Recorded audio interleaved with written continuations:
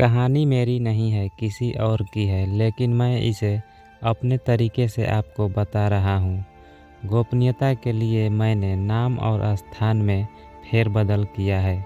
आप कहानी का आनंद लीजिए। आज की कहानी सारा और कमल की है। सारा और कमल की शादी अरेंज मैरिज है, मगर दोनों के परिवार एक दूसरे को बरसों से जानते थे, इसलिए शादी में ज़्यादा तहकीकात नहीं हुई।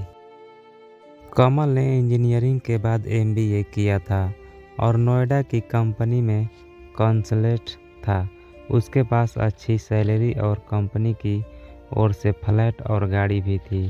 सारा भी एमबीए कर चुकी थी। कमल ने कहा कि जॉब करने की कोई ज़रूरत नहीं है, तो सारा के पास दिन में मस्ती करने के अलावा काम भी कुछ नहीं होता था।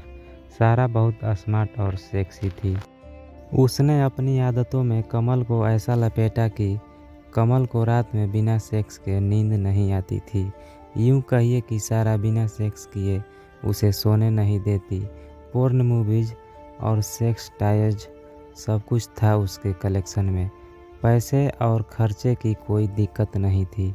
कमल जब भी दूर से आता, सारा के लिए कोई न कोई ड्रेस जरूर लाता।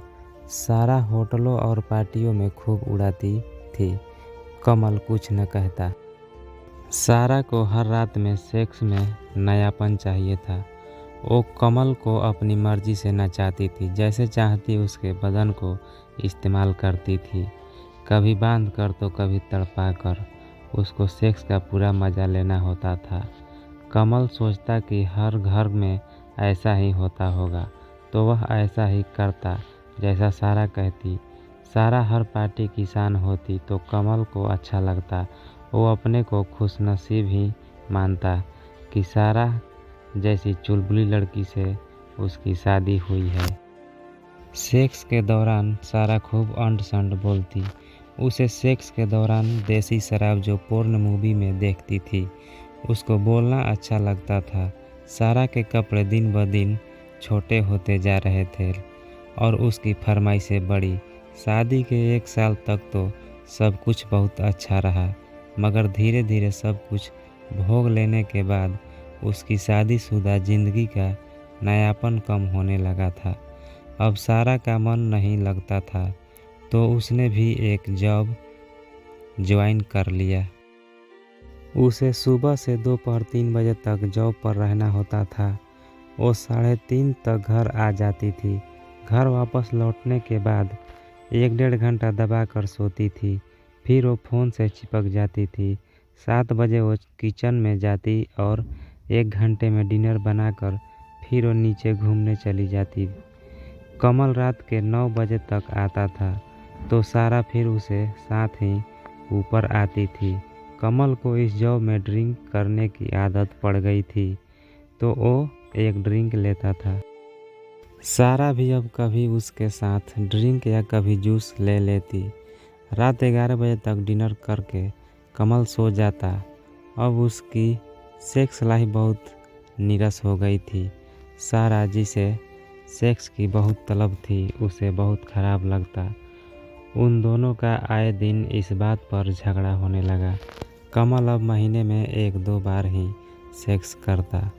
कमल के सो जाने के बाद भी सारा 1-2 घंटे फ़ोन पर इधर उधर चैटिंग करती थी और उल्टी सीधी हरकतें करती। कुल मिलाकर अब अपनी सेक्स की प्यास पोर्न साइटों पर वाइब्रेटर से बुझाने लगी। कमल भी सब समझता था। अपनी सेक्स लाइफ ठीक करने के लिए कुछ दवाइयाँ भी ली, ड्रिंक भी बहुत कम कर दी। ये सब करने के बाद अब इतना तो हो गया कि वो सारा के साथ हफ्ते में 2-3 बार पोर्न मूवी देखने लगा और उसके बाद वो सेक्स ज़बरदस्ती करने का प्रयास करता। कुछ मदद वो वाइब्रेट और सेक्स टाइजन की लेता।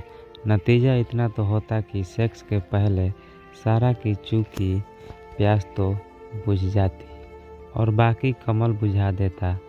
अब कमल नशे में नहीं होता तो सारा चैटिंग नहीं कर पाती और मजबूरी में उसे कमल से चिपक कर सोना पड़ता था।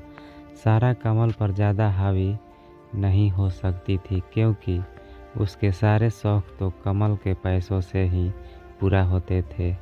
एक बार कमल को ये अकल आ गई थी तो उसने किसी बात पर सारा को बहुत डांटा था और सारे खर्चे रोक दिए।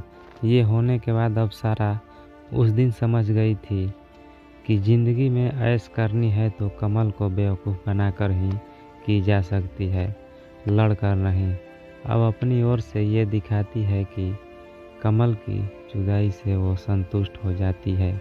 इसके बाद चाहे उसे कमल की झपकी लगने के बाद वॉशरूम में जाकर वहाँ अपनी उंगलियों से या किसी बोतल से